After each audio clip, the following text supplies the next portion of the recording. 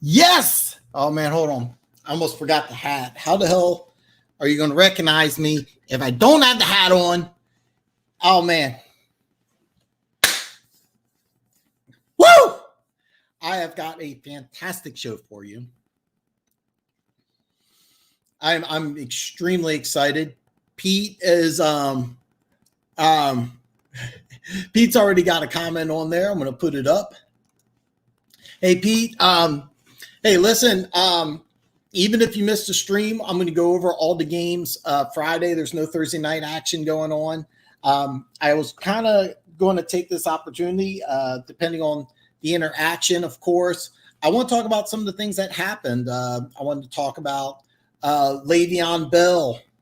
Le'Veon Bell being released from the Jets, Dak Prescott's injury, Thomas Dimitroff, the Falcons general manager, and Dan Quinn being fired. What does that mean for the Atlanta Falcons, Dallas Cowboys, and the New York Jets? And I also have all the games. I just updated the lines. There's been a lot of action. Of course, I'm using my bookie, but I did recently download the Westgate app. I was able to get that up and running. So if you want the numbers straight from Vegas, I can do that. But since I'm going to put action down on my bookie, that's kind of what I'm seeing. I went 0-3 last week. It's funny because I tell you guys, hey, follow me because I put my money where my mouth is. I'm an expert on football. And 5 weeks down, I've had 2 0-3 weeks. If you caught my video late, I took over 54.5 for Sunday Night Football, which ended in 53. So either one of the 2-point conversions, or if Zimmer kicks the field goal, I win. Tuesday Night Football, by the way, I'd love to know your opinion. I actually like Tuesday Night Football better than Thursday Night Football. I would love if the NFL went Sunday, Monday, and Tuesday. I think that would be awesome. Me personally, I'd like to have a doubleheader on Monday and then have that Tuesday game, and I think that would be great. I hate the short games that the NFL does with Thursday night. I'd rather be on Tuesday, so you play Sunday, then it's 9 games instead of playing a game and then getting ready to play another one on Thursday. If you've ever heard feedback from the NFL, the players hate it, the owners love it. So Pete, you are here. Alex, it is going fantastic. How are you doing? Congratulations on the win. Remember, I got 7.5 wins. Is there any chance Houston can get to 8-8? Alex also has a very good question. I'm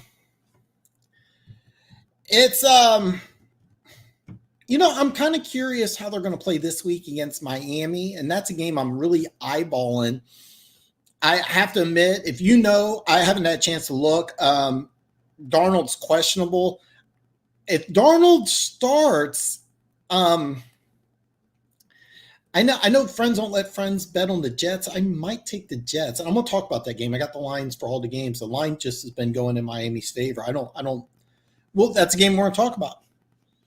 And Pete is with Bell. He wants him in Miami. He actually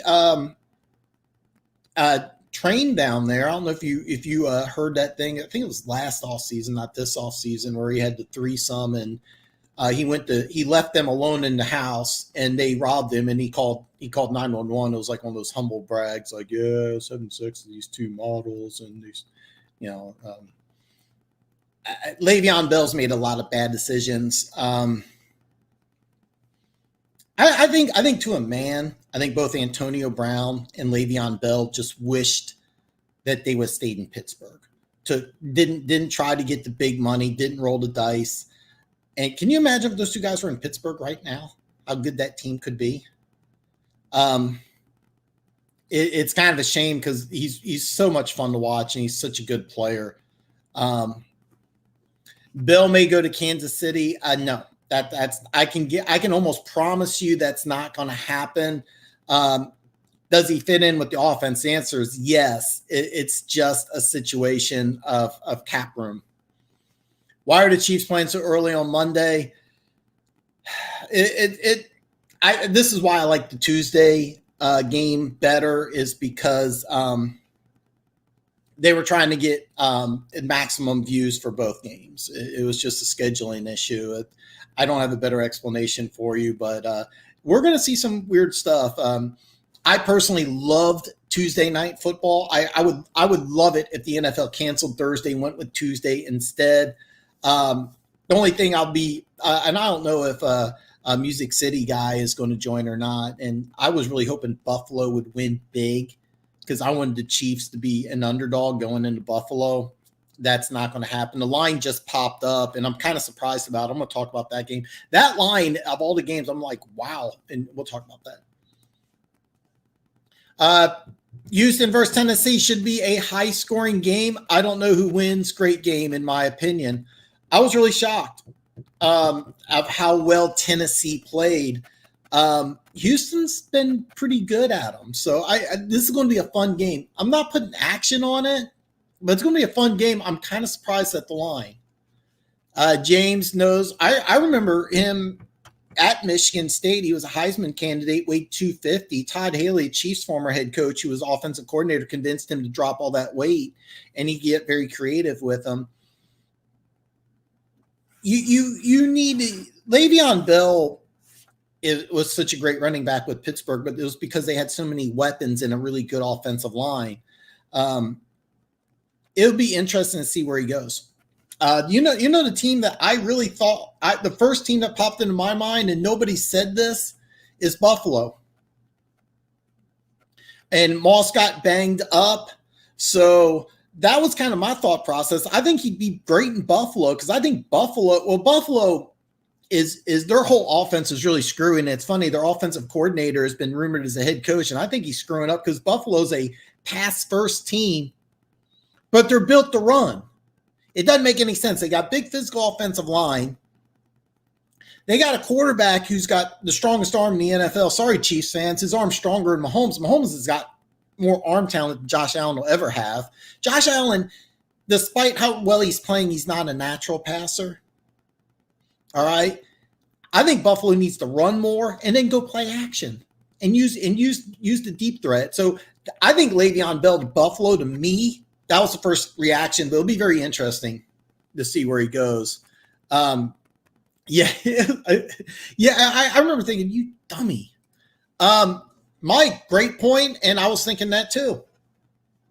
I really think that I think he could go back. He could go back, and I think it'd be a great fit. It'll just be he needs to eat some humble pie, and maybe I don't know about the contract situation, but I think Pittsburgh's salary cap's a little tight. That was also a reason why I thought that Buffalo might be a good fit. Bell and AB, I love their play on the field, just not their yeah, both these guys. I'm gonna rant a little bit because both these guys are guys that position coaches should be saying, watch these guys. Antonio Brown specifically, because he was brought in. A lot of you don't remember. He was a 6th-round pick out of Central Michigan, and he was brought in just to be a punt returner. They were loaded at wide receiver, and he just worked and worked and worked. And he just wasn't supposed to make team. And then Le'Veon Bell, this was a power running back. Who was it? Was it Funk or who said that he was? Remember James? I'm sorry, James. If you remember at Michigan State, he played at like 245, 250. He was a power back.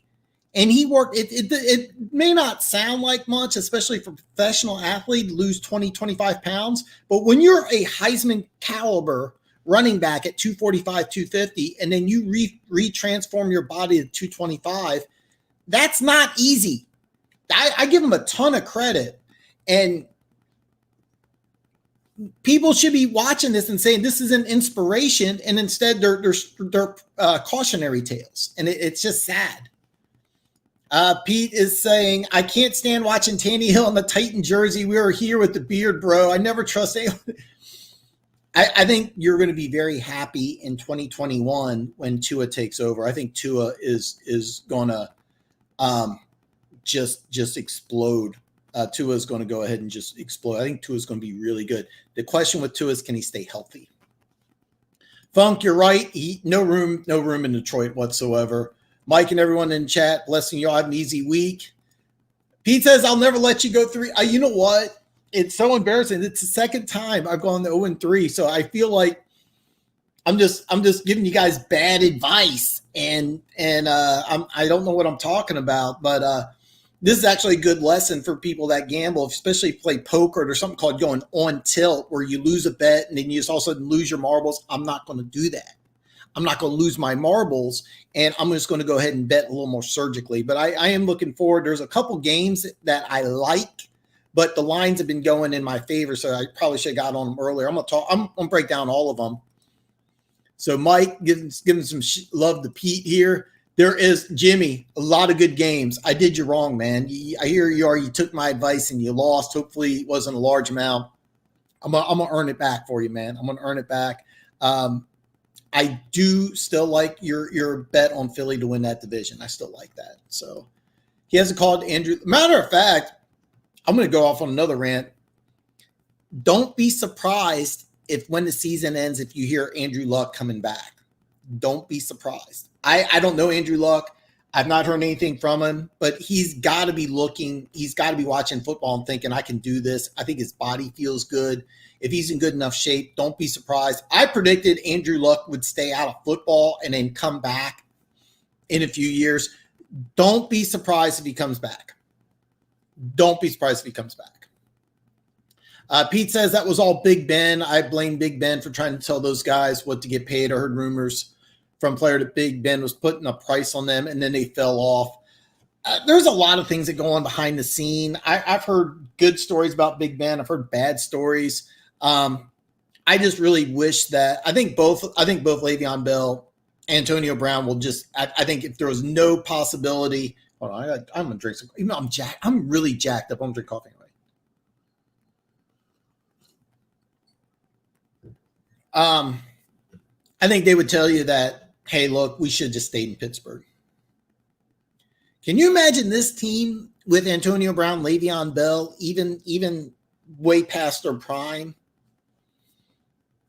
I mean, I'm not buying them. Matter of fact, they have a great game, so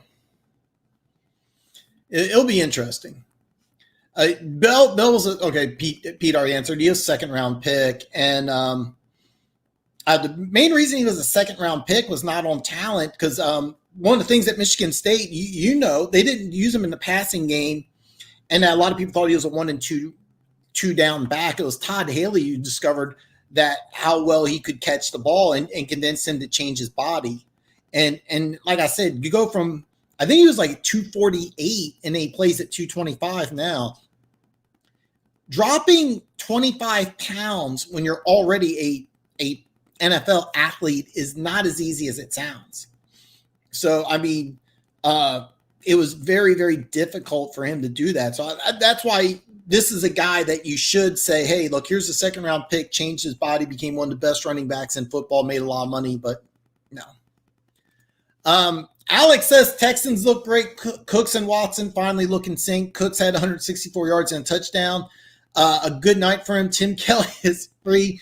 From what I heard, the defense got in sync. And for me, that's what it is with Houston. The offense I'm not worried about. That defense needs to be a top 10 unit. There's too much talent on that defense. They have a good game this week. They have a really good game this week. And I'm not sold on the Titans yet either. I know they had a good game against Buffalo, but I want to see how they can do against Houston. Houston's had their number. If the Texans can beat Houston, then I'm like, wow, maybe they're for real. I'm not going to bet on it, but I do like Houston. Jimmy's asking, what's my take on the Raiders win? And then he puts fluke. And then Pete backs up Jimmy Stoneful. John Gruden's a legendary coach. Here's the drill. The Raiders have a good team. I think they're going to be about 9-7, maybe 10-6. I think they'll be a wild card team. The Raiders have a good team. They're not on Kansas City's level. Kansas City had multiple injuries in that game that really set them back. But ultimately, it was on the offensive side of the ball, not the defensive side of the ball. If the Raiders play like they do against Kansas City, where Ruggs is a deep threat, I think the stats were 2 catches under 18 yards and a touchdown. If you can get a 60-yard touchdown on Ruggs every game, they're probably going to win that game, because the Raiders are built to dink and dunk and to run the ball. And then Ruggs gives them the threat over the top, and that's what makes the team good. And then also, one thing that they started doing that more and more teams are going to start doing is, you don't want to blitz Mahomes. You want to rush 3 or 4 and drop back, because the Chiefs' offensive line is not a good offensive line. So if you could put pressure on Kansas City with 4, drop 7 back, and play good disciplined defense, then that's how you beat Kansas City. That's what the Chargers did. They were able to put pressure on Mahomes just rushing 4, and then they dropped 7 back in a zone. And you also have to have athletic linebackers or a big safety, somebody who can cover Kelsey, and then you take pressure off the top. The problem is Watkins got hurt, and the Chiefs' offense is dramatically different without Watkins, and Watkins is going to be out for a few weeks. So Pete says, how would you feel, Dan, if your employee tells your boss?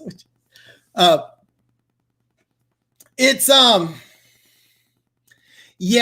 whole situation in Pittsburgh. By the way, Pete's referring to the Le'Veon Bell, Big Ben, Pittsburgh situation. It was a weird deal, but like I said, I think Le'Veon Bell, I think if you were to say man to man, should you have stayed in Pittsburgh, he would have said yes, because he was offered a good contract and Pittsburgh just didn't take it. And then Pete's referring to, I think it was his 40 time. He's talking to Le'Veon Bell coming out of college.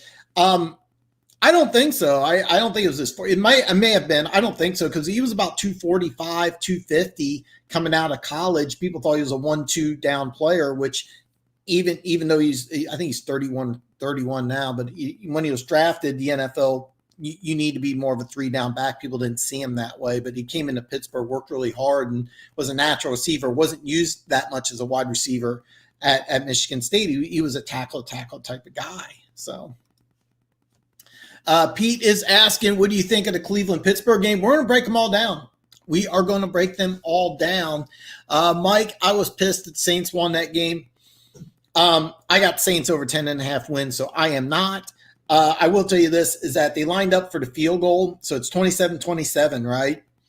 Chargers going to kick the field goal. I have Fubo streaming service. That's when the DVR stopped working. So I had no idea what happened. So I had to go on my phone, and then I see Emmanuel Sanders talk, and I'm like, Saints won. So was it blocked?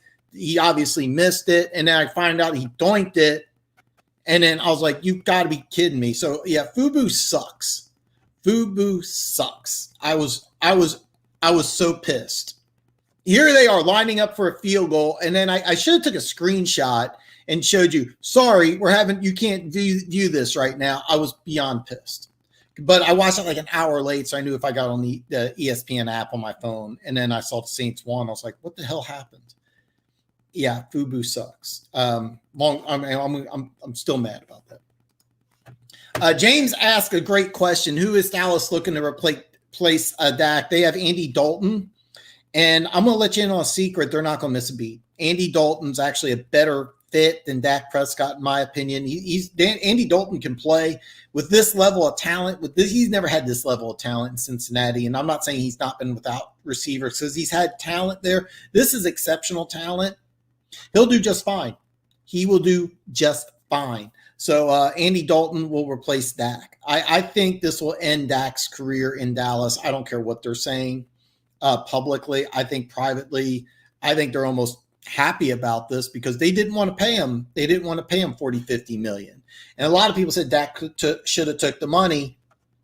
It's easy to say in hindsight, but if he would have kept up that statistical play, he could have asked for 50 and got it, and he's still going to get paid. Don't feel too bad for Dak Prescott. Dak Prescott's going to get a lot of money.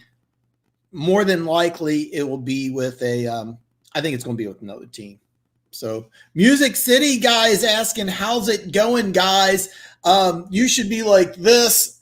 How's that? That stiff arm to Josh Norman was pretty cool. I know you were feeling good. I thought Buffalo would win that game.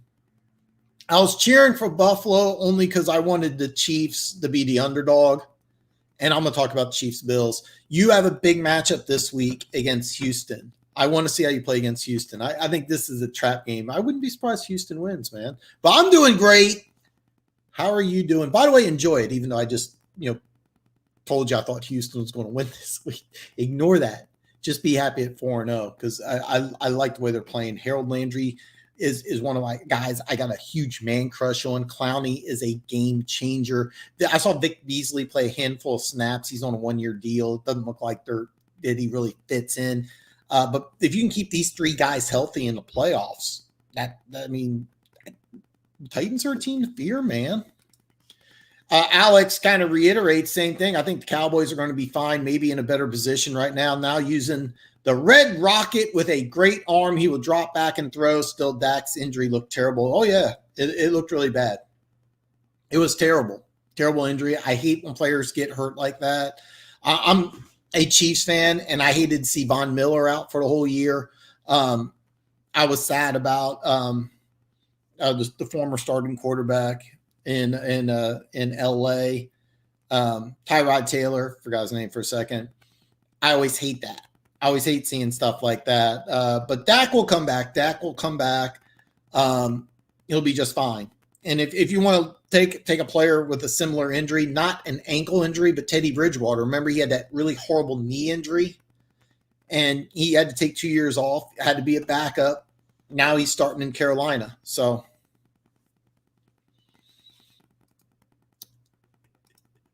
Clowney harasses. Clowney's a guy. I wish he could stay healthy. If Clowney could stay healthy, the potential of Clowney, and I think Tennessee is going to try to get him long term, but I don't know if it'll work.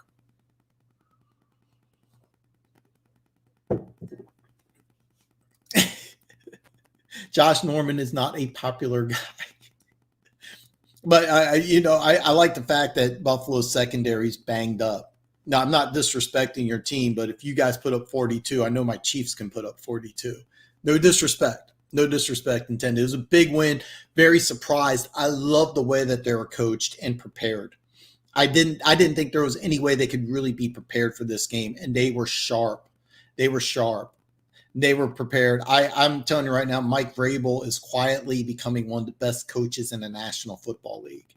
So, man, you'll need to just YouTube it. It was only like a 3-yard run, but he just threw the arm out, just grabbed. It was I don't have a dog in the fight. I was kind of pulling for Buffalo. I still thought it was a great play. Oh yeah. Oh man. I met Warren Moon.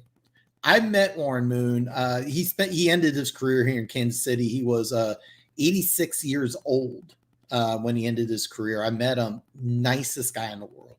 Super nice guy. I'm going to do an old time show when we just talk about like past players, but Warren Moon loved Warren Moon. I want to tell a story about how when I met Warren Moon. I've met him twice actually. I sold cars at a dealership that what car dealerships do is they give players vehicles, and they're called demos. They give them a vehicle for 3 months or whatever, and what you do is that you agree to sign autographs. And Warren Moon came in a couple times to the dealership. Nicest guy. Of all the professional football players that came in, he was hands down the nicest guy. Said hi to everybody. I kind of want to go on a rant here, but I'm going to stop myself. Yeah. Clowney was the injury issues. You can't count on him to stay healthy. Complete game changer when he's available.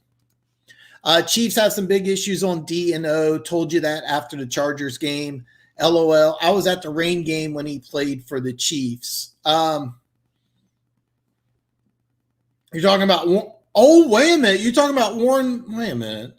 Are you talking about Warren? Okay, there was a game that was actually on my birthday where they stopped the game for like 3 hours. You're at that game? Or are you thinking about a different game?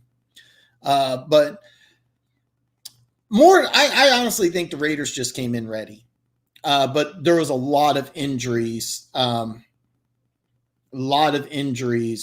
that game. Osmo's out for the year, and Watkins being hurt really changes the offense. As far as issues on defense, you're getting Breland coming back from suspension. You lose Snead, who had a good couple of weeks. I don't think there's really as much issues as everybody just trying to get on the same page. Plus, the Raiders just, I mean, it's no secret how to beat Kansas City. Your front four has to get pressure. You have to cover Kelsey. Stop going over the top with Tyreek, and then you want the third or fourth receiver to beat you, which was Sammy Watkins. Now you have to deal with Miracle Hardman, and that's not nearly as dangerous. But the Chiefs will be fine. This is one of those blessing in disguise victory or losses, because you don't have to hear about undefeated talk, which was going to start ramping up. So yeah, I might have to do that, man. I might have to do that. If nothing else, me and you just need, like, if you were in the Kansas City area, we'd have to meet, have a few beers, and just like nothing before 2000. Yeah. That was actually my birthday. I remember that game. It was funny because, all right, this was a game at Arrowhead. It was so bad they stopped the game for like 2 hours, and we didn't bring rain gear because the weatherman said that the rain was going to pass us. So Scott's going to the Chiefs game November 8th. Off the top of my head, I don't know the schedule. Breland looked good, better than I thought he would. You remember that game too? Yeah, that was actually my birthday. It's a show meetup. I might have to do something like that. I heard that even if he's probable, he's not going to play. And that's something I kind of want to eyeball. The line, I don't even have that game. I'm going to double check here. That game is not yet available via my bookie, but I'm going to keep an eye out on it because I think Westgate had it as New England as a 10-point favorite. I would not put action on that game, not at 10. I can't take because Cam Newton's supposed to play. So I think that's what it is. You don't know. I didn't know Drew Lock was probable. I heard that he wasn't going to play. So that's something I'm going to have to keep an eye out on. Jaguars. So it's going to be a close game. I can't even say it with a straight face. Yeah, you will enjoy it. It'll be a good one. Alex, I think the Raiders are going to be a wild card team. I really believe that. I mean, it looks like as of right now, and I think the Browns will start to fall apart. But right now, I think that what you're looking at is in the AFC North. I'm just going with the AFC team. AFC North. I think Baltimore's going to win that division. I think Pittsburgh's a wild card. I think the Browns will fall off a little bit, but I mean, they're 4-1, so you have to look at them as a wild card team. I think the Raiders will be another wild card team, and I think, unfortunately, unless your Texans get super red hot, they're probably out of the race. I'm not buying into the Colts, and then of course the AFC East. I still like the Patriots to win that division. Of course, Buffalo. Keep in mind they're going to play Kansas City. How will Buffalo react being 4-2? So we're season ticket holders, but we declined. But I heard the prices were crazy. On a side note, I haven't really enjoyed going to the games as much as I used to be. That's kind of a side note, and it's due to some weird things they're doing at Arrowhead.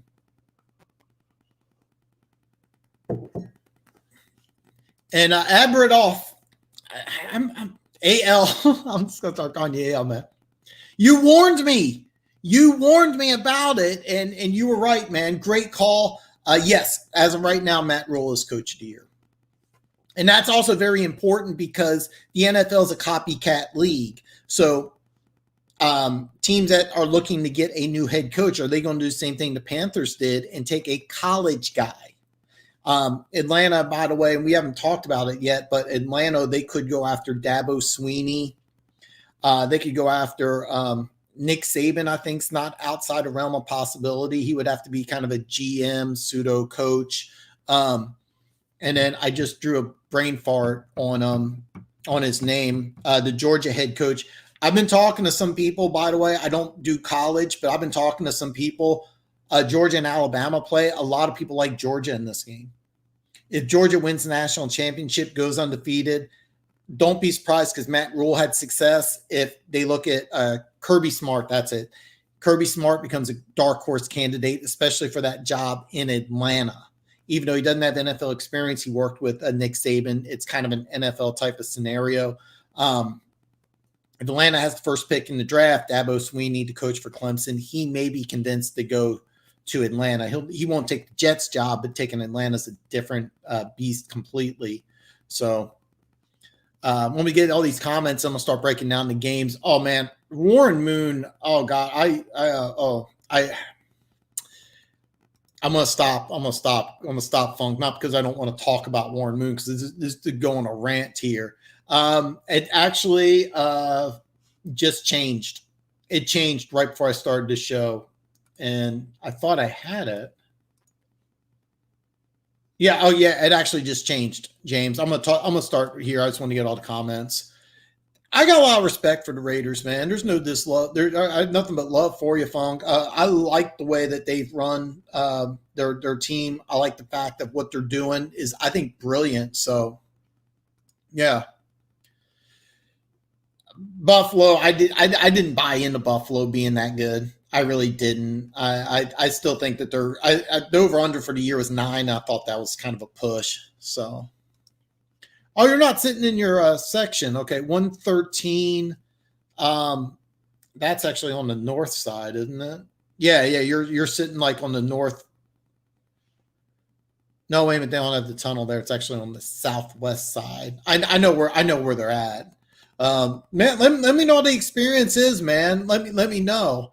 AL, if Dabo wins the title, he's never mentioned going pro, but I think that some coaches want to give a shot. And here's the thing with Dabo: let's say it doesn't work in the NFL, he can always go back. Steve Spurrier today left Florida for the pros, and then came back and coached at South Carolina, I think, for like 12 years. And I mean, he didn't have the same level of success that he did in Florida. That's kind of a different beast completely, but he'll get an opportunity. Even if it doesn't work out, he could still take over a top flight program. When he took over at Clemson, they weren't that good. But he will always have a job available. So I wouldn't be surprised if he takes the Atlanta job if he can get Trevor Lawrence. And I think that's what Atlanta's going to do. I think that they're going to try to get somebody from the college ranks, specifically because of the success Matt Rule's had. So Alex says Watson, one of the big guys, talking about our new head coach. A lot of guys talking about making this team around Watson and the Texans. Watson's very high on Bieniemy. We could Eric Bieniemy is going to be an NFL head coach. Just a question of where. AL is going to take the Bears in the points. That's actually the first game on the list, and that changed today by 1 whole point, which is huge. And then, all right, hey, let's get it going now, man. Let's get it going now. Let's go ahead. Let's. I'm going to go ahead and get it ready, and I'm going to go a little half and half here. Actually, I'll just delete this here. You don't need to see me. Make your comments here. And I'm just going to start off here. Chicago at Carolina, over under is 45. This just changed. This was at 2.5. I think it opened at 3. Action on the Bears, which I'm a little surprised about. And there's some good comments here. Oh, you tuned in a little late. I'm the only one. My first reaction, just gut without thinking, was Buffalo. But honestly, he could go anywhere. It'll be very interesting. I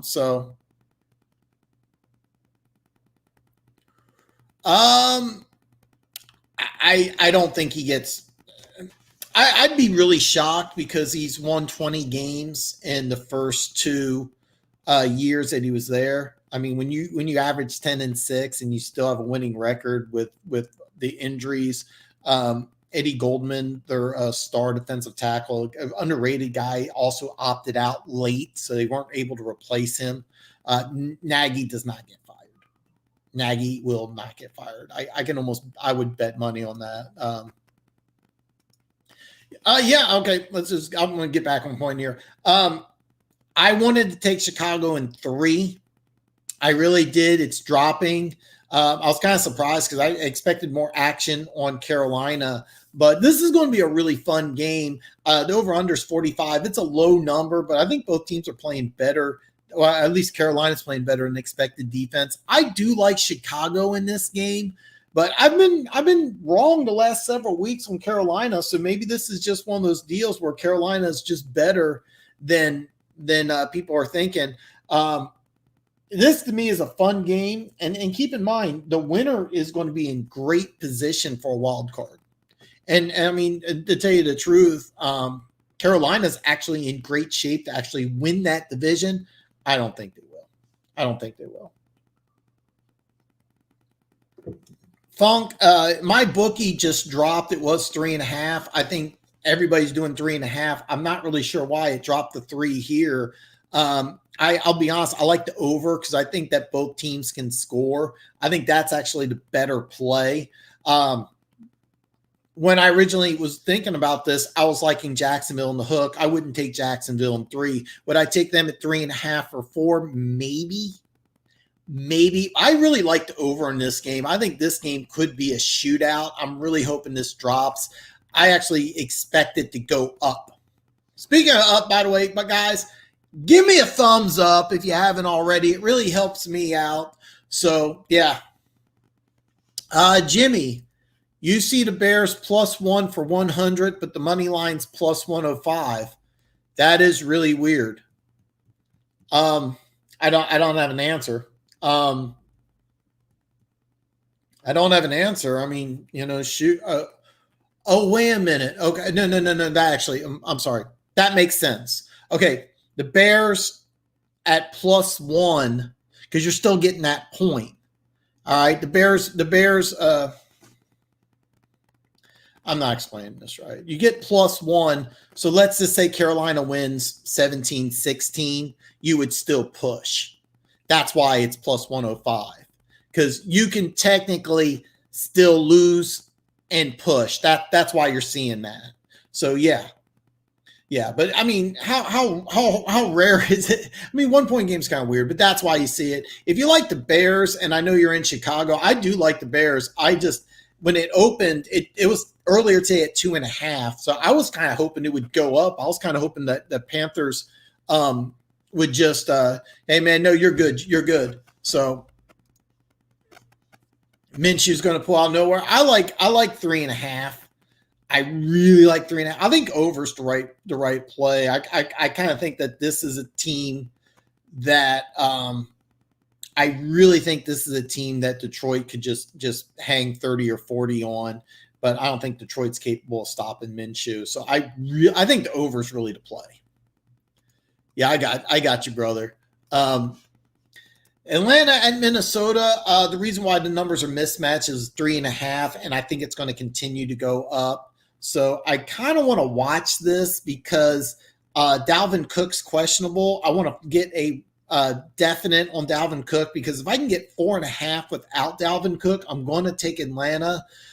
They kind of surprised me because I was really expecting Dirk Cutter, the offensive coordinator, who was just the head coach of Tampa Bay just a few years ago, to get the interim job. Instead, they went for Raheem Morris, the defensive coordinator, which didn't make a damn bit of sense to me. But I think that the reason why they're not going with Dirk Cutter is I think what they're going to try to do is whoever takes over as coach, I think they really want to keep Dirk Cutter there. I think Raheem Morris is just going to get an opportunity to see what he can do. If this number goes up, I may take Atlanta. I like the over, but I was kind of impressed with the way Minnesota played defense for about 58.5 minutes. So it'll be interesting. It'll be very interesting to see. And Jimmy's talking about the Bears here, who Yeah, I'm not sure on them either. And I don't know. Panthers are the most underrated team. Yeah, they are. They're expected to be trash. I thought they were trash. And they're 3-2. They're 3-2 right now. And they're playing good ball. So give them some credit. I mean, give them some credit. Next game, Washington. Oh, I'm sorry, man. Music City guy, if you're still there, I'm sorry, brother. Houston at Tennessee. The over-under is 52.5. Tennessee's a 3-point favorite. Kind of surprised. I was really expecting this to be around 5, and I'm kind of surprised at this number. I think Tennessee will get some action late. I think this will go up, but this is going to be an interesting game because if Tennessee starts off 5-0 and Houston has that loss, you understand Houston wins this game. Houston wins this game. You're like, hey, they're not out of it. Tennessee. This is a big game. I just want to watch this one. I'm just going to watch this one. Panthers been, yeah. I think that this is the first time they've been favored, so it'll be kind of interesting. It's always a little different when you're favored. I'm doing hand gestures, even though I have the screen turned off. Houston's taking this. I hope so. And Music City guy, I think Atlanta will bottom out. Pete saying over 52.5, both teams in the 30s. I like the way Tennessee played defense, but I think that's pretty smart. That's not a big number, and not in this league. It wouldn't surprise me if both teams. It wouldn't surprise me if this was a shootout. It wouldn't surprise me at all. That might actually be the play, Pete. And then this game, I'm going to kind of look because it was 3. Giants are 2.5-point favorite.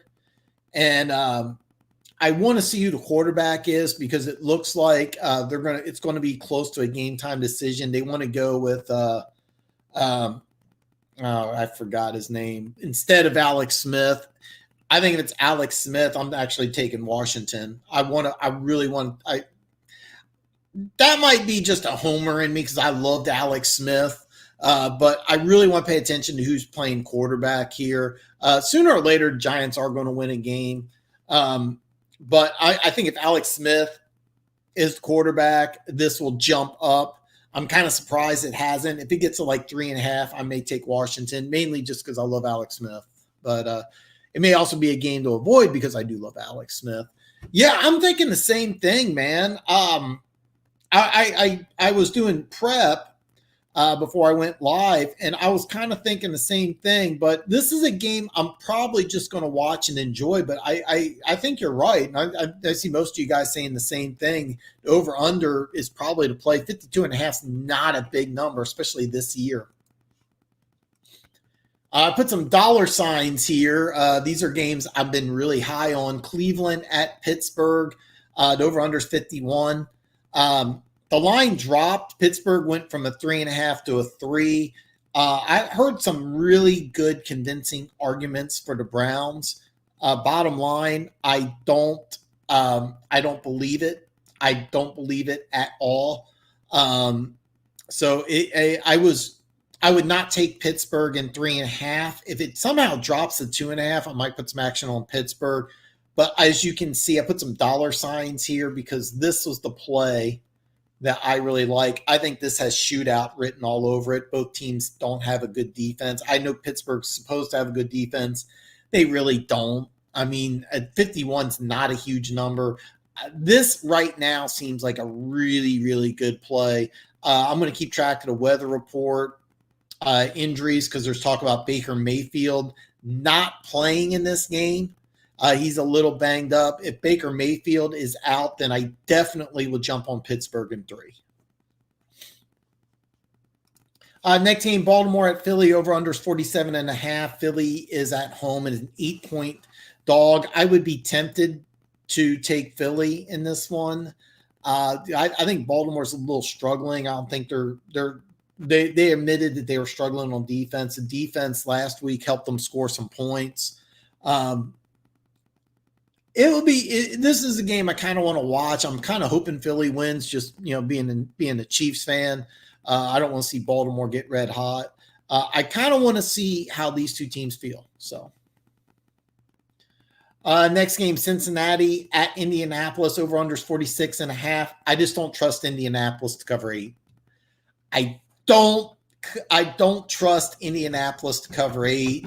I kind of like the under in this game because I think both teams kind of want to run the ball a little bit. Joe Burrow has been banged up, so that's kind of my thought process. I'm kind of hoping that the over kind of runs up a little bit. 46.5, not a great number to put action under, but I just think this could be a low-scoring game. Keep in mind it's indoors, but I'm really liking the under. I want this to go up a little bit. Next game, I have a very, very weird opinion. The over-under is 47. The Dolphins are a 10-point favorite. And Alex has the Jets going 0-16. I think that what will happen is I think Gase will get fired, and that's kind of my thought process here. And then, we got 0-8's pretty optimistic for Indy. Yeah, I think so too. I don't trust that number at all. I like the under here. And then AL has got Lawrence looking good and green. I mean, there's still a lot of football left, but yeah. Golden Rooster, what is up, man? We were talking a little bit about your Falcons. I'd love to get your opinion, who you would want to be a head coach. It wouldn't surprise me. It wouldn't surprise me if they go from the college ranks. You got Saban, you got Kirby Smart. I didn't mention this earlier, but I think a guy that's going to get a lot more consideration than experts think is Lane Kiffin. He's the Ole Miss coach. Guy can recruit. So, yeah. That's another thing. It'll be interesting to see where he goes. Mike, you had to fit. That was a great bet. I should have took it. I was tempted to. I was really tempted because the line was 8 or 9. It started going up for San Francisco. I've been telling people San Francisco's no damn good. And Niners fans hate me for telling the truth, but I've been dead on about the 49ers. Okay, now let me see here, because you guys may be watching this and like going, Dan, what the fuck are you thinking? If Darnold is healthy, sorry, I missed him. All right, if Darnold is healthy, I think Miami's a real up and down team. Division teams, this is a game I can see the Jets, just Darnold coming back, Le'Veon Bell gone, Miami getting a little full of themselves because they're so up and down. So this is a game, if you have to go for a long shot, the money line's 335. If it's Joe Flacco, I'm going to ignore it. But with Darnold, I might take the 10. I might actually do it. You know what? I forgot. I should mention that because Louisiana Lafayette's ranked. I think they're getting 6.5. That game, I thought that game was tomorrow. If it's right now, hopefully you got Coastal again. This is a game. If Darnold's the quarterback, Darnold is out. Okay, forget it. All right, forget it. Okay, I didn't know that. I thought he was still questionable. I kind of like the over because both teams have been scoring a lot lately, and I'm saying lately. I'm just talking last week. Neither team can really here's the way I see it is I know Pittsburgh can run the ball against Cleveland, and I think Cleveland can run against Pittsburgh, but yeah.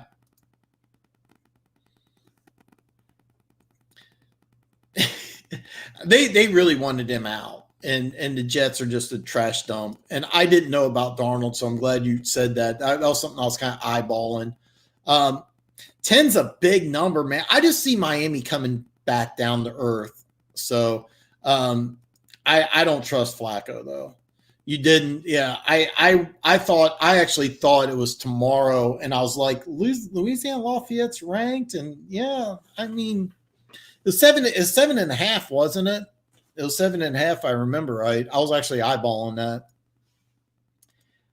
All right, Green Bay at Tampa Bay, and I was really hoping this would go in the opposite direction. One thing I want to warn you guys about, if you're going to take action on Green Bay, they had a bye last year and then got blown out by San Francisco. I mean, it was a bad blowout. After the bye, they looked terrible. They looked terrible. So I was really thinking that people would forget about that, but it's been just the opposite. People are actually going in the opposite direction because I actually did like Tampa Bay in this game. Golden Rooster disagrees with me, but this is going to be a fun game. But I was really hoping to get Tampa Bay at 3 or 3.5. This is going to be a very good game. This is going to be a very good game. And Buffa doesn't trust being flaccid either. And then Golden Rooster, he's taking Green Bay. I've always said they're overrated. One-man ship with me. Green Bay, easy. Just don't know the over part. Wow. I was kind of thinking you guys would be on, and Alex even jumping on Green Bay. I actually like Tampa Bay. I really like Tampa Bay. I think that they're at home. Green Bay looked terrible last year after a bye. I think this is going to be the first real matchup for Green Bay. And this when I say first real matchup against a really good defense, I think Tampa Bay's defense matches up really well.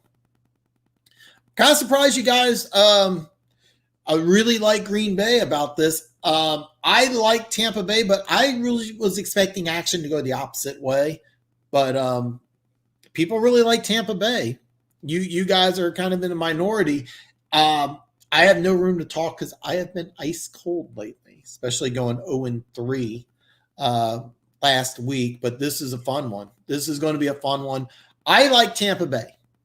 I like Tampa Bay. And then Pete's thinking he doesn't know about the over. I'm not sure.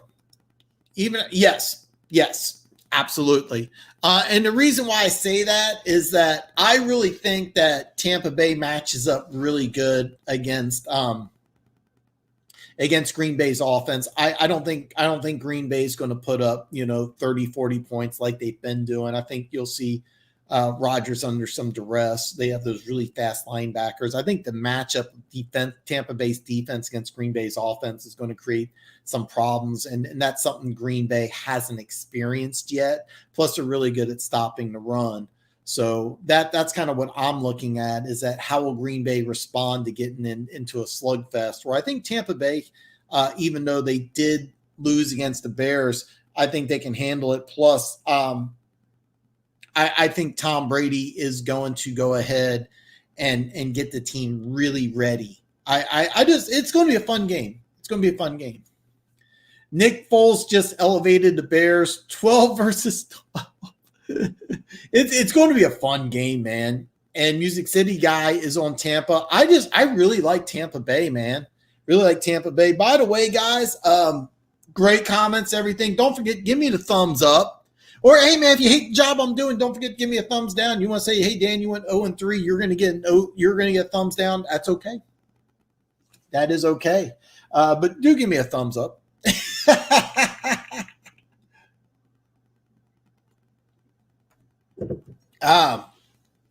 Supposedly, yes. Brady, I think the Brady attitude and used to winnings rubbing off in a good way. Alex says the Packers will lose some games, but I think Rodgers is still very high on his revenge tour. Yes, I think so too. It'll be very interesting to see where there's a lot of interesting play for quarterbacks next year, because keep in mind, Jameis Winston's going to be a free agent. I mean, does the team just say, hey, look, you know what? Forget, we know the guy can play, just throw some picks. Can we work with the talent? Maybe he stays with the Saints. You got about three. As a matter of fact, it wouldn't surprise me if the draft comes up and quarterbacks go 1, 2, and 3. It wouldn't surprise me. It's only happened once before. It's only happened once before in NFL history. It wouldn't surprise me if it happens again. It may be, I'm trying to think here. I think the year was 98. It was Tim Couch, Donovan McNabb, and Akili Smith. It wouldn't surprise me if this happens again. It's going to be a fun draft. I'm going to do a lot of stuff. Good thing. I don't know. I think it's a good thing. Jimmy says, I might just stay away from that game, though I'm leaning towards the Packers since Rodgers is single now. You know what? I really want to rant on about that because did you hear what Danica Patrick did afterwards? She got in like great shape, posed in a bikini, and then just like went off on all men. Like, I demand a high value man. Dude, who's higher value than Aaron fucking Rodgers? I mean, okay, I'm sorry, man. Sorry about that. Can they trade him now? If you're referring to Aaron Rodgers, the answer is yes. They can. They won't. I think that you're. Hold on here. I'm going to get these comments in order. Can they trade it? I'm assuming you're talking about Rodgers, and the answer is yes, but they're 4-0, so it won't happen. Is Adams playing for Green Bay? I believe so. I'm going to double check, but I believe so. If he's out, then action's going to go heavier on Tampa Bay. And like a. Are you talking about Rodgers here, Rooster? Oh, Jameis Winston. Okay, I'm sorry. I was like, whatever. She was his beard. There's been lots of rumors about him being secretly gay, and that's okay. That is okay. That is okay. You were talking. Yes. I don't think they want to. I think that they won't do it, but the answer is yes. He's completely tradable. But no, they are not going to trade him just because I forget the rumors about Breeze. They really want to experience backup despite lots of things. I said she because I'm looking at Jimmy's comment here.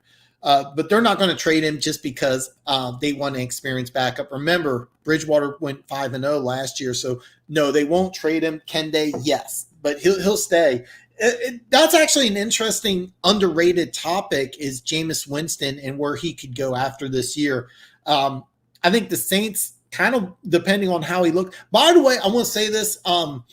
I've been observing the Saints, and Jameis Winston's looked really good on the sidelines. He's been energetic, engaging. He's had a playbook in his hand. He's been doing all the little things, and I think that's a good thing. It wouldn't surprise me if he re-signs for a 1 or 2 year deal and tries to stay as the Saints quarterback. It wouldn't surprise me at all. Yeah, she was not. She was definitely not happy about the breakup. Rodgers clearly dumped her. She had yeah.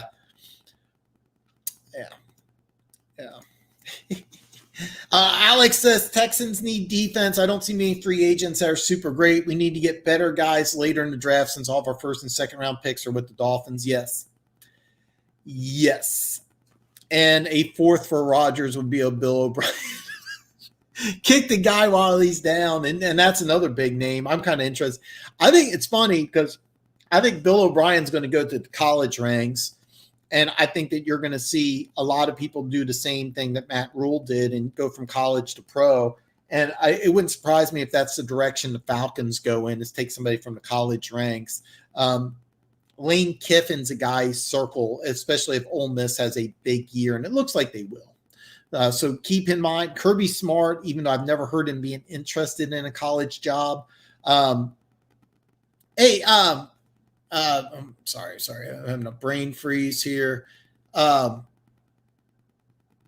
Mike, if you're still there, your opinion on Georgia, Alabama, some people I respect really like Georgia. But Kirby Smart, the Georgia coach, if he wins a national championship, does he want to take over as the Atlanta Falcons head coach? That would be very interesting.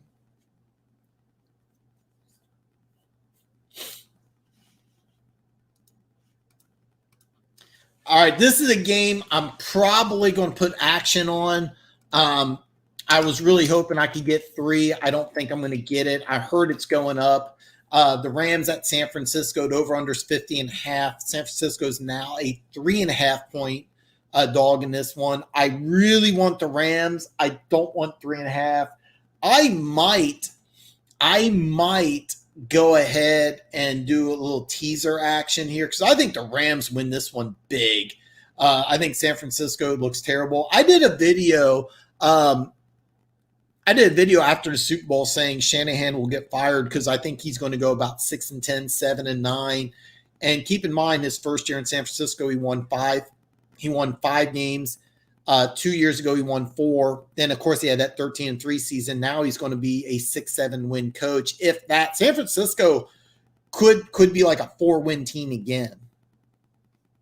So you like the over? I'm leaning towards the over. The only reason I don't want the overs, I could easily see this being one of those games where San Francisco just comes out and lays an egg. But I really like the Rams. I may just go ahead and take 3.5. I may just bite the bullet and take 3.5. Yeah, I think so too, Alex. This is one I might just say screw it. Let's just go money line and I'll take a cheap win. But we'll have to see. But this is probably my number one game right now. And I really wanted action on this one. My Chiefs, by the way, this opened up at 58.5. I don't remember the last NFL game I seen open at 58.5, but Kansas City at Buffalo over under 37.5. If Buffalo wins that game, I think Kansas City's maybe only a 1.5, maybe 1 point favorite, and then action could go heavy on Buffalo, but because they lost, this number's probably going to go up. This is going to be, I can argue that this is going to be a shootout. I don't want to touch the over-under just because it's so high. I was actually tempted to take the under, but the more and more I think about it, I could just see the Kansas City Chiefs. And it's kind of funny because I could easily see the Chiefs and the Bills just putting up some major points in this game. I don't think either defense really capable of stopping the offense, but I do like Kansas City in this game. I hate 3.5. I hate that hook.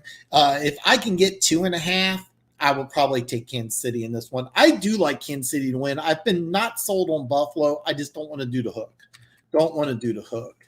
And hey, Pete, I can see 28-31 game easily and shooting out from the start. Are you talking Kansas City or Rams and Niners? And then okay. And then Golden Rooster, I dislike Jimmy G at QB. I feel like he's hindering the Niners. Didn't he get benched? Yeah. Apparently he's not going to play, and that's another reason why. Yeah, I think I'm probably going to put some action on the Rams. I heard the line's going to go up. So I probably should have got it. I just hate that hook. I hate the hook big time on this one. So Kansas City and Buffalo could easily be over. Mahomes isn't losing to him. Pete, I would agree with you, but last year the Chiefs started off 4-2 and lost 2 consecutive home games. They lost to the Houston Texans, then they lost to the Indianapolis Colts, and I was like, oh no. And so that's kind of the reason why, as I remember last year, and these are 2 home games. These are home games. Houston ran all over Kansas City, had, I think it was over 200 yards rushing. We cut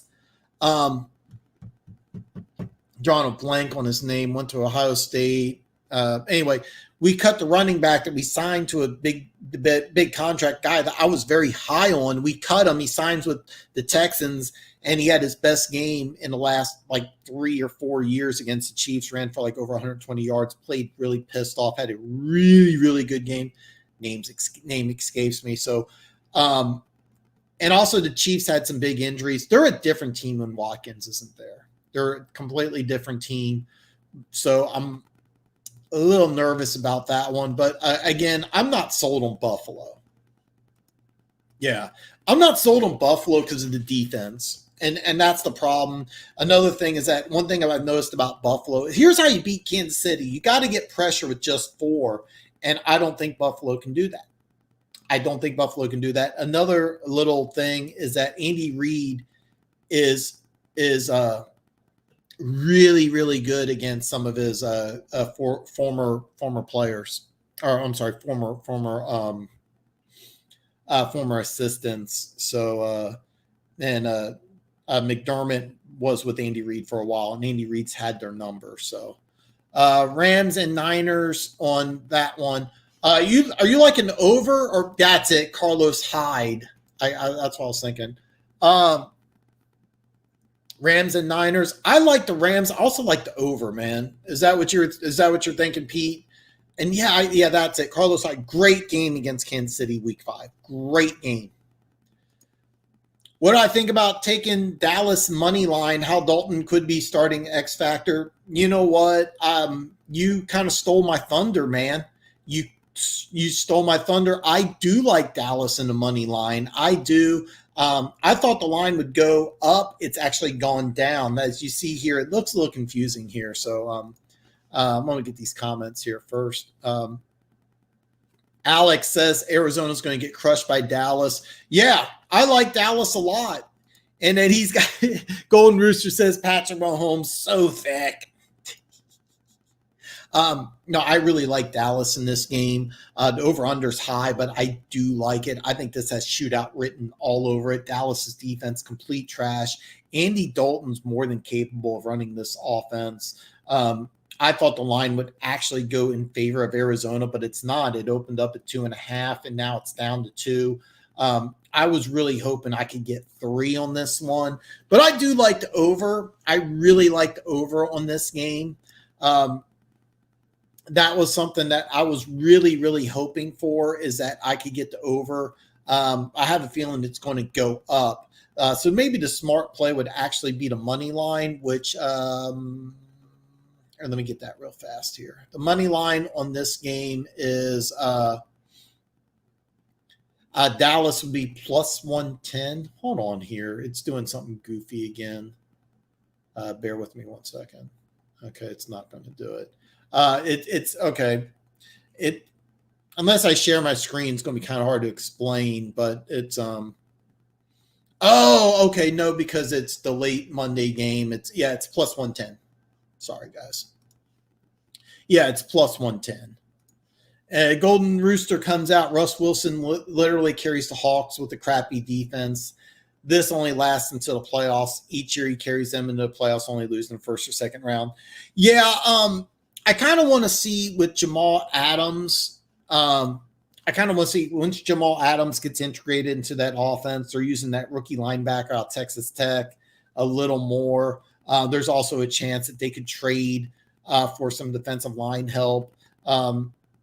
But a healthy Jamal Adams who's integrated into this offense may really help.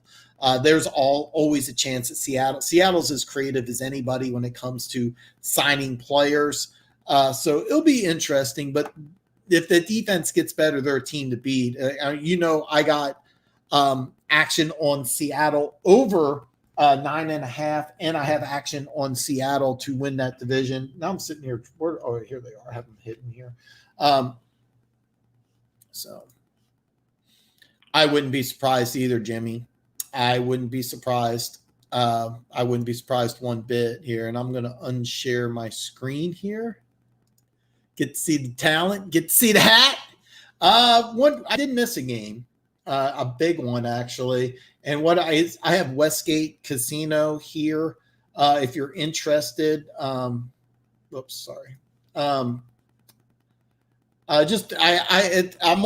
website. It's called VegasInsider.com, and it gives all the Vegas casinos. I have access to the Westgate app, but instead of just playing with my phone while I'm on the live stream, I'll just go off what I'm looking at right here. The over under. Oh, I'm sorry. No, that wasn't the game I missed. I still got it. No, it's right here. Yeah, this is right. There was a game I missed. I'm almost positive there's a game I missed. Okay, sorry. Denver at New England. Some of the casinos have off right now. My bookie has off, but it's a 10-point line. Over under is 45. 10 points is a big line, even with Cam Newton. I don't know how to bet that one. I probably would take the under if you had to put a gun to my head, but I don't like that game at all. It's off the books at my bookie. By the way, Westgate has Rams in 3, which I would love to get 3. Packers versus Panthers NFC Championship. Yes, AL coming strong.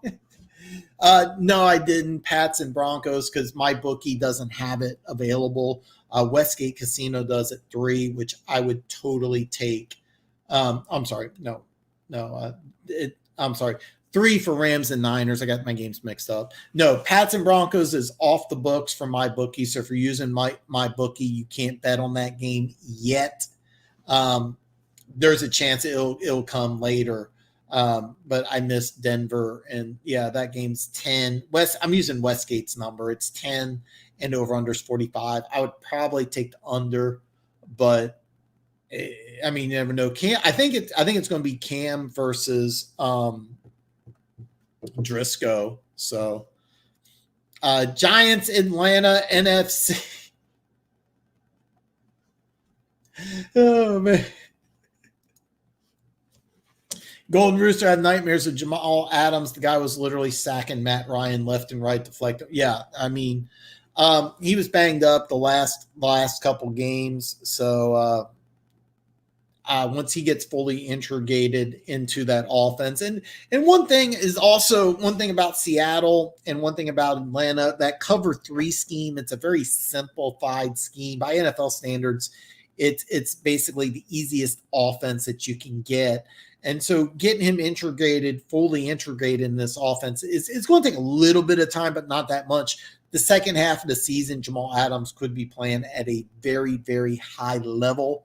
But I also think that this is a type of defense this is a team that could very easily trade like a 4th or a 5th round pick for somebody. So don't be surprised if Seattle makes an additional move. It's something they've done in the past. So it'll be very interesting. So you got them as a pick 'em.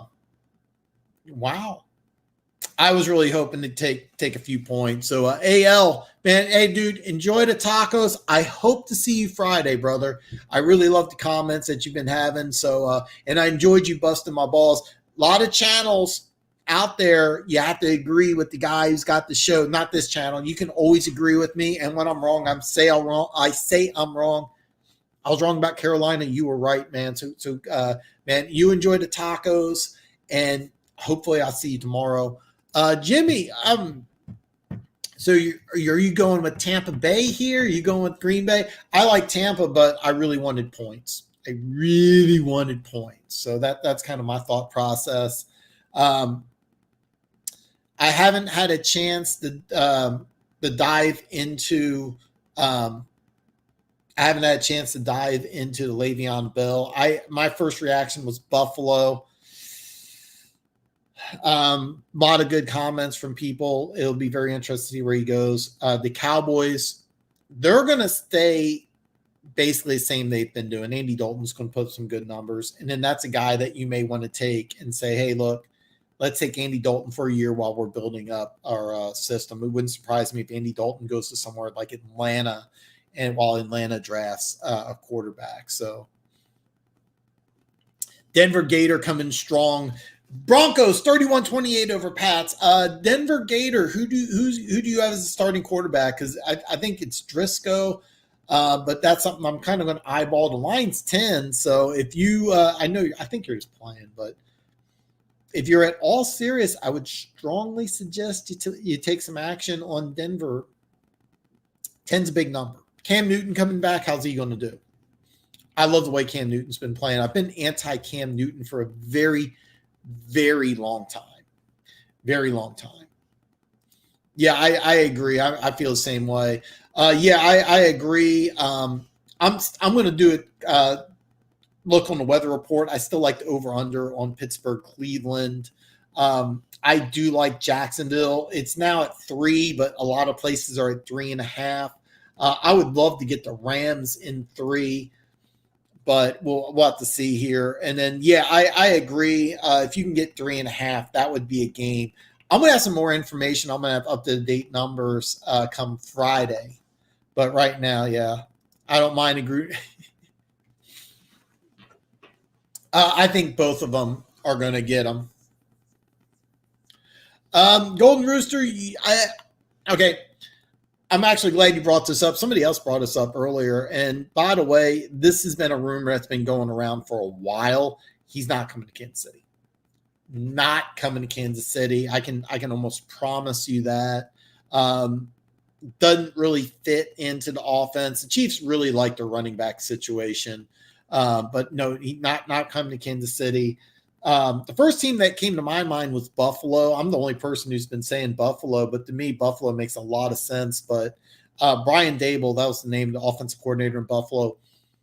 He has Buffalo passing the ball, and Josh Allen's looked good for the first 4 weeks, but I think it's a bad move personally. But I know Bell's not coming to Kansas City. I can promise that. I don't see him going to Buffalo. But that was the first. That would make sense. But I hate the way Buffalo's running. I kind of went on a weird rant there because I hate the way Buffalo's running their offense. They should be a run first team. They're trying to be a pass first team. And anyway, kind of went on a weird rant there. But yeah, I can almost promise you he won't be a Chief. Locke will play. Rippon definitely. Okay, Rippon's going to be the starter. Fant, Hamler, Lindsey should be back. Wow. That would be big. It would be big. I still think the under's really the best play for that game. No offense, I don't see Denver winning that game. I really, really don't. How's Taco Charlton doing? Better. He was Frank Clark's roommate in college. A guy I absolutely loved coming out of Michigan. He's not doing bad. I actually think he needs to get more playing time. They kind of use a rotation here, but no, he's not doing bad. He's only on a 1-year deal. He's a guy I really want to see more of, because like when he plays, he kind of stands out. He seems like he's a little tentative. I kind of want to see him just get going. And I'm hoping Frank Clark rubs off a little more on him because him and Frank Clark on the edge could be really dangerous. And the Chiefs actually have a pretty good defensive line, but he's been rotating in. I think he's a guy I kind of got a man crush on, so I like him a little more than some other players. Really like him a lot. So he's not doing bad. I think he had a sack last week, but yeah. What's Bell's value in terms of draft picks? I think the main reason he had a bad attitude in Pittsburgh, had a bad attitude in New York. It's the contract and attitude. It wouldn't surprise me if the team if he doesn't sign right away and then like some running backs get hurt and he signs like maybe within a month. I agree though with you guys. Yeah, and that's stupid. And they need to be. I think they need to run the ball more. And Music City guy agrees with me. Yeah, exactly. It gives you a dump off. Plus, this is a guy that, like I said, I think Buffalo is making a huge mistake by being a pass first team. They should be a run first team. Yeah, I agree, Mike. I really love Taco Charlton coming out of college. I had a huge man crush on him. So yeah, I really, really like him a lot. Yeah, Derrick Henry is just ridiculous. And the one thing is about, I'm going to kind of say some nasty things here. You're right, Music City guys. So don't get mad at me here, but I'm going to talk about this. When you're a big running back, your lifespan is very short in the NFL. Go look throughout history. Earl Campbell, his first 3 years, as good as any 3 years in the history of the NFL, but after that just fell a big cliff. Eddie George, who, those of you who don't remember Eddie George, very good running back, a little smaller than Derrick Henry, but basically the same caliber of player, really, really, really good. And after his first 5 seasons, just hit a wall. Had over 400 carries in that 5th season where he helped lead Tennessee to the Super Bowl. Wasn't the same guy after that. So enjoy Derrick Henry while he's there. I thought it was smart that they drafted a running back and they're trying to get some more help. But he's not going to be in the NFL long. He's not a guy who's going to play for 10 years. But I love watching Derrick Henry play, man. Music City. Yeah, exactly. And exactly. And you're also right here, Golden Rooster. Tennessee gave Buffalo a reality check. They had some pretty unfair opponents. No height. Exactly. That's kind of why I wanted Buffalo to win, because I think Kansas City if they were looking at a undefeated team. If Kansas City was going to Buffalo as a as an undefeated team, especially if they won big, it might be a line of 1. I would take Kansas City big, but no, it's not like that. And I can't take 3.5. But Kansas City will beat Buffalo. I can almost guarantee that. Yeah, exactly. And I think having another guy back there, because Singletary to me, when I watch him, he's a guy I want to get 10 to 15 carries a game. I don't want him getting 25. You get a guy like Bell, you could give him 20 carries a game for this year, get rid of him. I don't know if you sign him, if you have to take on the whole contract. I don't know the specifics about that. But yeah, Singletary's perfect for dump offs, but I also think that having another guy like Le'Veon Bell, and then you rest Le'Veon Bell, put Singletary in there for every other series or something like that. I like I said, first thought, but it'll be interesting to see where he goes. What about Bell in Indy? I think Stafford ends up in San Francisco or Indy. Wow. Bell in Indy's rather interesting. I know they really like Jonathan Taylor a lot, and I like Jonathan Taylor. That's actually not that bad of an idea, though. If you can get him for one season, it'll be very interesting because the offense Frank Reich runs and the creative mind that he has, Le'Veon Bell would be a really good fit there. It's actually not bad. As far as Stafford, I'll be honest with San Francisco. I'm one of the few people, and I made a video. You can go back, take a look for yourself. It wouldn't surprise me if Kyle Shanahan's fired after the year. I think he will officially in a few weeks when San Francisco loses a couple games in a row. I think he'll officially be on the hot seat. I think San Francisco could win 4 or 5 games. I think he could be fired, and then you never know what's going to happen. As far as Stafford going to Indy, that's actually not a bad thought. That actually makes a lot of sense because I think Philip Rivers will not.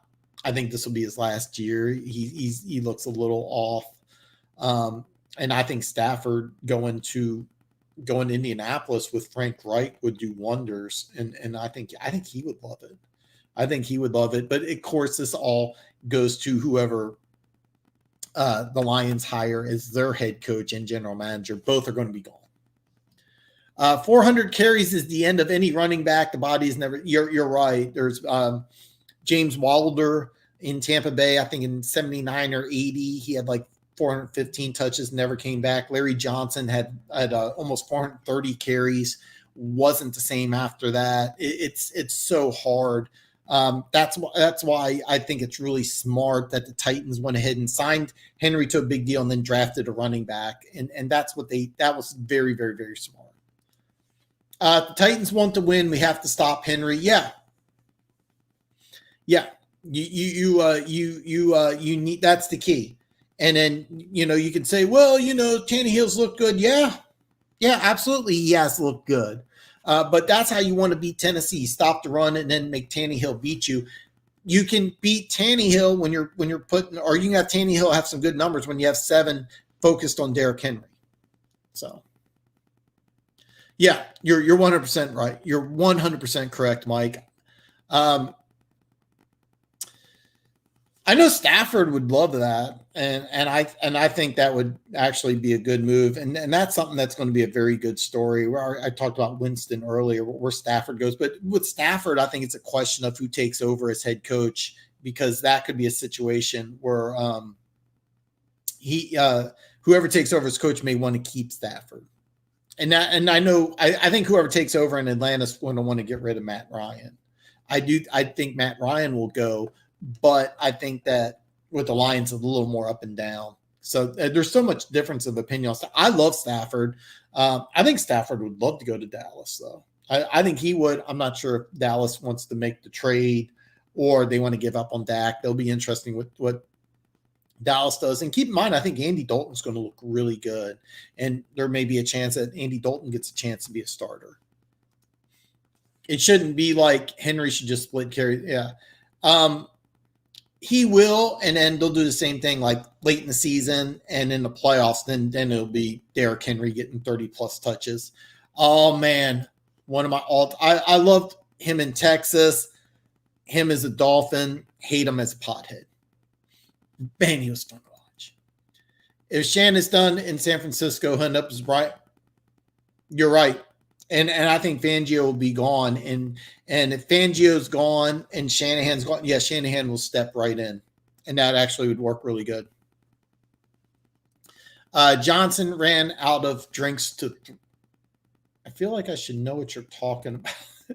I'm sorry, Scott. I don't know what you're talking about. There's a ton of dead cap with Ryan, maybe in 2 years. Alex says Texans secondary is a strong point if we can silence run for some. Yeah, exactly. And that's kind of what I see happening.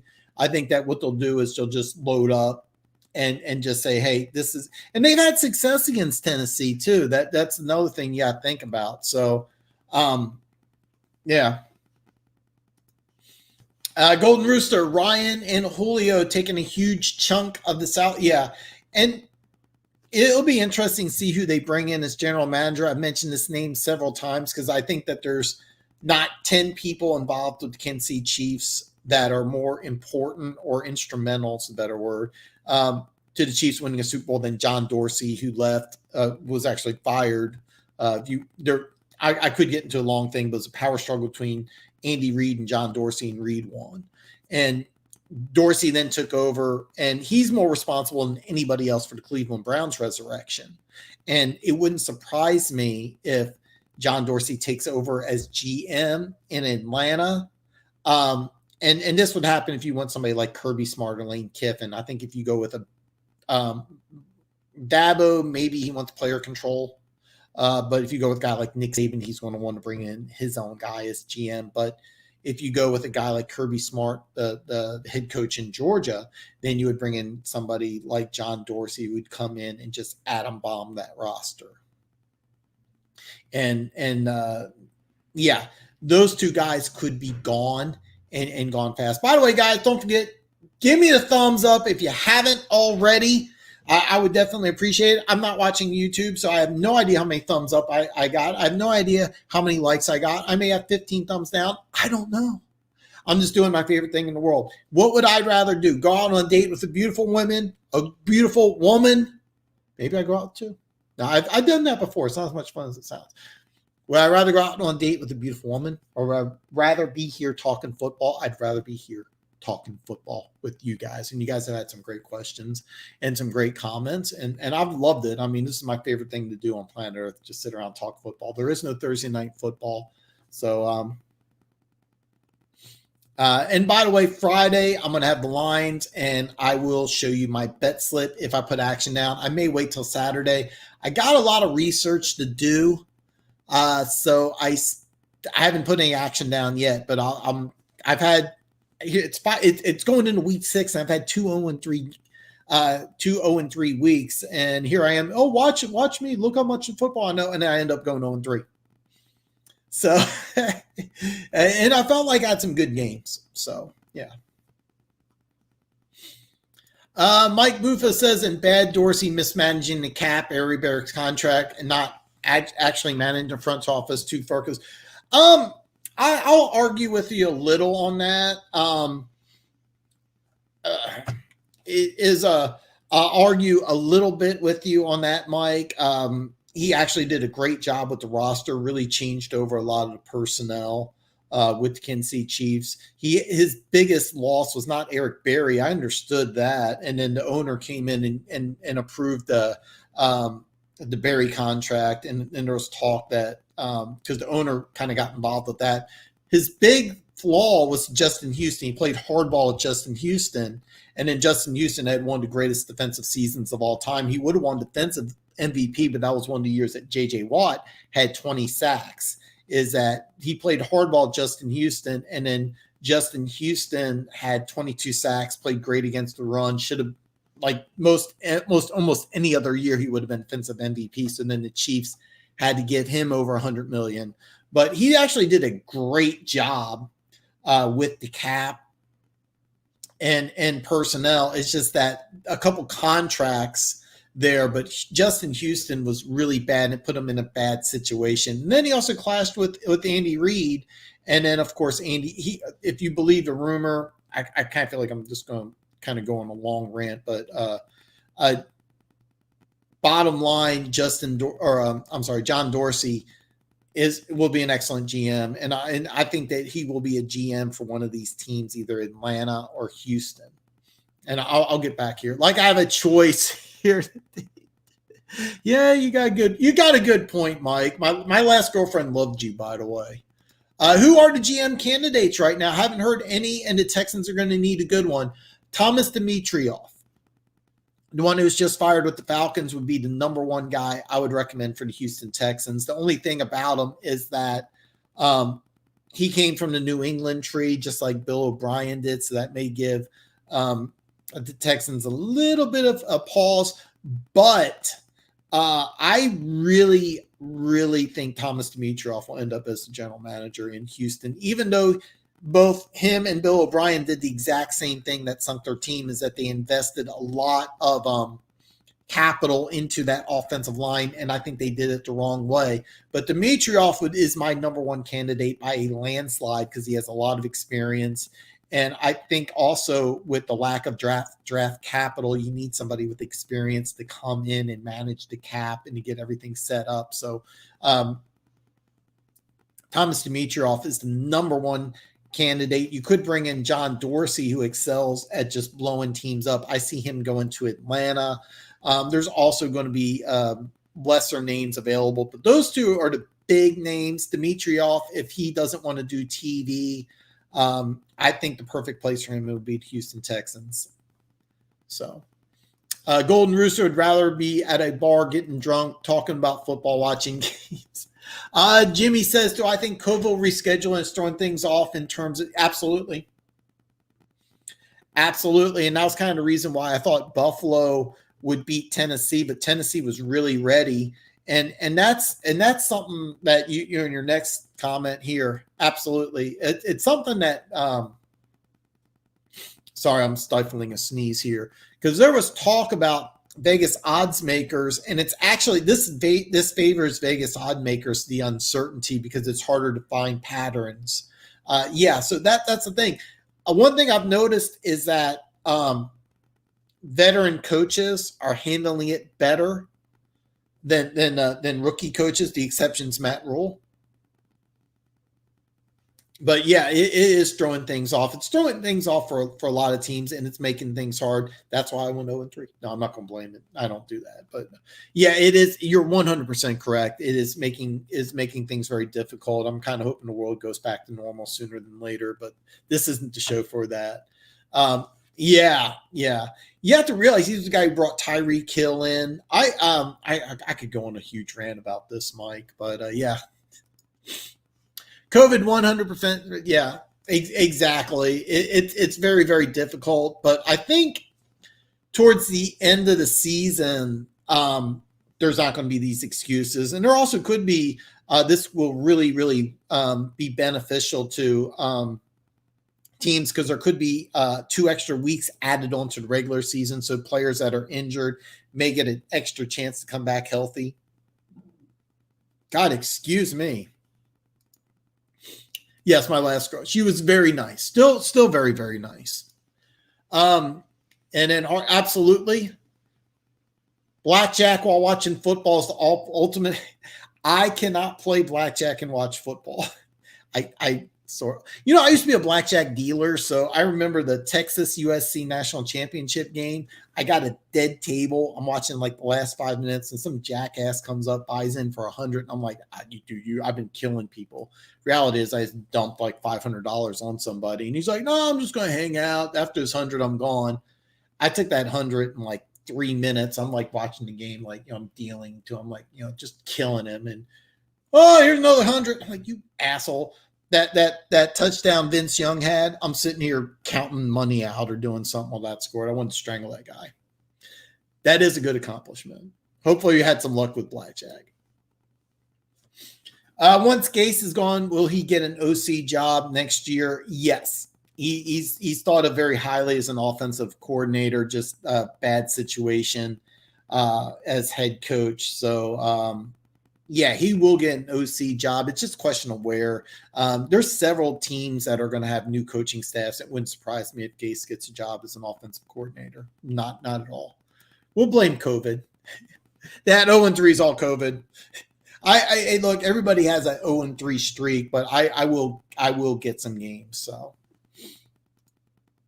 blackjack, football, and eating. That's kind of talented. How long do you think Iowa State's coach will remain in the college ranks? I'll be honest, Scott. I know I'm almost positive he has some NFL experience. I'm not that familiar with him. I do believe he has some NFL experience, so there's a chance. He would have to get Iowa State playing really good. I know they're playing decent. I mean, he has to get them in a Big 12 championship game, just like Matt Rule did. And here's the thing. Also, Baylor is not that hard to recruit at. If you know anything about Baylor, Iowa State's terrible to recruit at because you basically.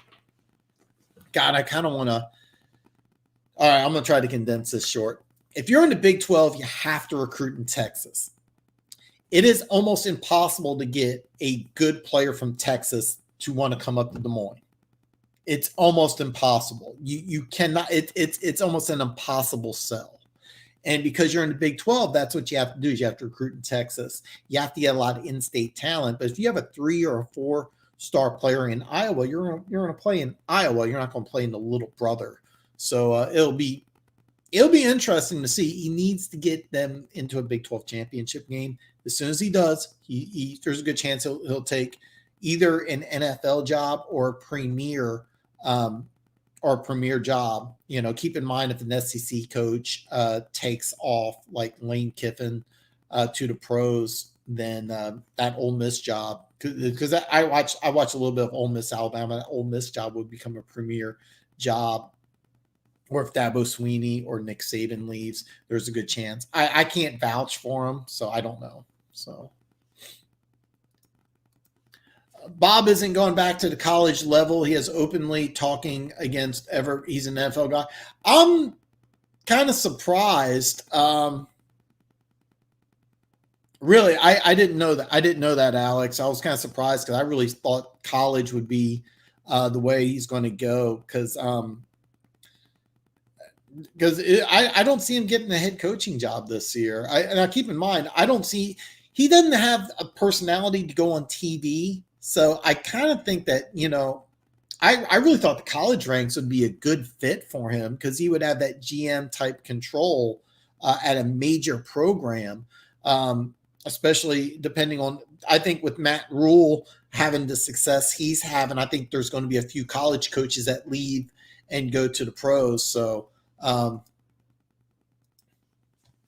I think there's going to be several college coaches that are going to do the same thing. You could have a big name like John Harbaugh. His name escapes me, the Stanford head coach who's been rumored for several NFL jobs. I don't see it happening, but Chip Kelly, who's having some success at UCLA, there's a chance he may want to come back to the pros. I don't think so, but I mean, I've seen weirder things happen. So there's a lot of craziness that's going to go on. So, yeah, I'm kind of surprised about that because I don't see Bill O'Brien going to TV, and I'd be surprised if he got a head coaching job in 2021. He may be a guy in 2022 that takes over a franchise that's struggling, but it'll be very interesting. All right, hey, guys, I am going to go ahead and end the show. Don't forget Friday, I'm going to have my final picks. The possibility I'm going to have some action. You can always email me at thedanshow@yahoo.com. Don't forget, give me a thumbs up. Share this channel with your friends. All right, share this channel with your friends. Make sure you go ahead and try to promote the show. It's always more fun when we get people from all over the country jumping in. And Mike, you're 100% correct. I haven't watched the show yet, but I forget who his wife is, but his daughters are smoking hot. And I've always liked Terry Bradshaw. I've always been a Bradshaw fan. So, but anyway, hey guys, I'm going to end the show. If you need me, you can always email me. Hopefully I see everybody back on Friday. Great show. Look forward to seeing everybody back on Friday.